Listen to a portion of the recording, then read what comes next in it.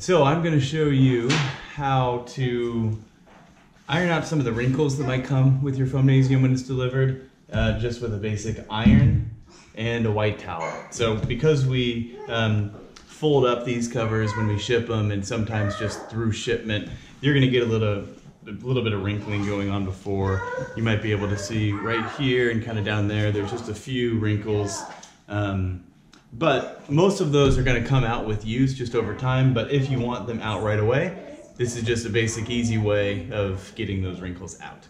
Okay, so first thing that you want to do is just make sure you get the towel right over the top of where you're going to iron.